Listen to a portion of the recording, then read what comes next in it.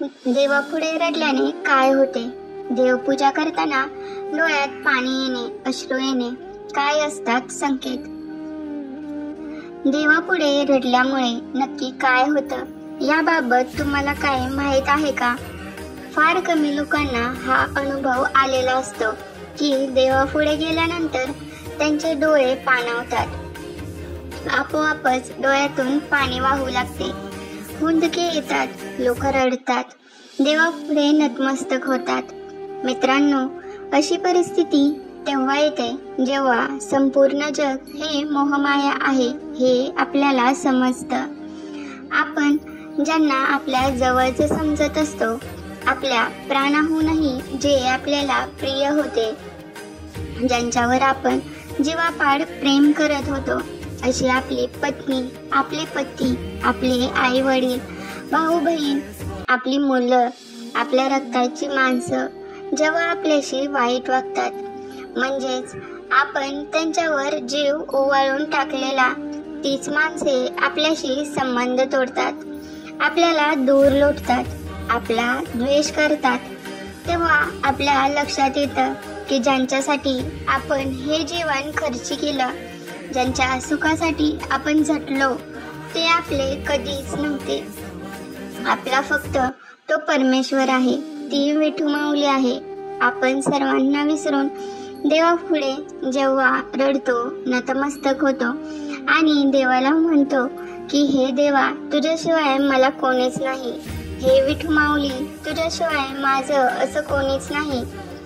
मित्रांनो, तुमची ज्या देवावर श्रद्धा आहे, मग महादेव, श्री स्वामी समर्थ, गजानन महाराज असो, श्री अंबाबाई असो, दुर्गा माता असो, ज्या देवावर तुमची श्रद्धा आहे, श्री हरी विष्णू म्हणजेच नारायण असते, विठ्ठल म्हणजेच विठू माऊली असतील, त्या देवावर तुमची श्रद्धा आहे, त्या देवापुढे नतमस्तक होऊन जेव्हा तुम्ही रडता, तेव्हा तुमच्या तोंडून बाहेर पडणारा प्रत्येक शब्द हा खरा असतो.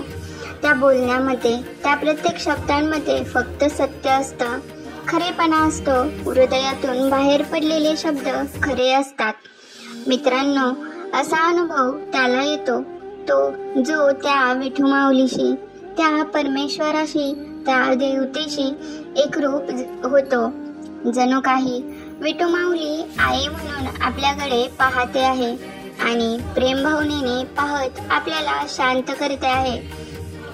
ती म्हणते आहे की बाळा, रडू नकोस, तू माझाच आहेस, ही मोहमाया आहे हे तुला समजलं, त्यामुळे काळजी करू नकोस, तर तू माझा लाडका आहेस. मित्रांनो, ही जाणीव फार कमी लोकांना होते आणि ज्यांना होते ते खरोखरच नशीबवान असतात. त्या परमेश्वराशी, त्या परमशक्तीशी एकरूप होतात आणि ती माऊली जेव्हा तुम्हाला प्रेमाने कुरवाळत असते, तुम्हाला जवळ घेते. तुमची आई तुम्ही लहान असताना तुम्हाला जवळ घ्यायची, तुम्हाला कुरवाळायची, तुमच्यावर निस्सीम प्रेम करायचे. अगदी तेच प्रेम ती विठू माऊली आपल्यावर करते, स्वामी समर्थ आपल्यावर करतात आणि ही माऊली आपल्याला कधीच अंतर देत नाही. मित्रांनो, हा अनुभव आल्यानंतर आपण उतू नका, मातू नका, कारण हा अनुभव जेव्हा येतो, आपण आपल्या मागण्या त्या विठू माऊली पुढे मांडतो, ते मागणं नक्कीच पूर्ण होतं. नक्की पूर्ण. मला तुम्ही जे काही त्या ठिकाणी बोलता, जे विश्वास, श्रद्धा ठेवा, हा अनुभव आल्यानंतर, तुम्हाला त्या दुःखातून बाहेर काढल्यानंतर, त्या माऊलीला, त्या देवाला कधीही विसरू नका. मित्रांनो, तुमच्या आजूबाजूचे लोक तुमचे कधीच नव्हते, कधीच होणार नाहीत. मात्र माऊली सांगते की आजूबाजूच्या प्रत्येकावर प्रेम करा, मात्र त्यांच्याकडून कोणतीही अपेक्षा करू नका. तू लोकांची सेवा कर, जनसेवा कर, सर्वांचं भलं कसं होईल याचा विचार करून कोणाबद्दलही वाईट चिंतू नकोस. तुझे आई वडील, तुझी पत्नी, पती, तुझी मुलं, भावंड सर्वांवर निस्वार्थ प्रेम कर. मित्रांनो, गोरगरिबांची सेवा करा, आपल्या सभोवती ज्यांना आधार हवा असेल, मदत हवी असेल, त्या प्रत्येकाला मदत करण्याचा प्रयत्न करा. परंतु एक गोष्ट कायम लक्षात ठेवा, हे संपूर्ण जग मिथ्या आहे. फक्त विठू माऊलीच आपली आई आहे. धन्यवाद.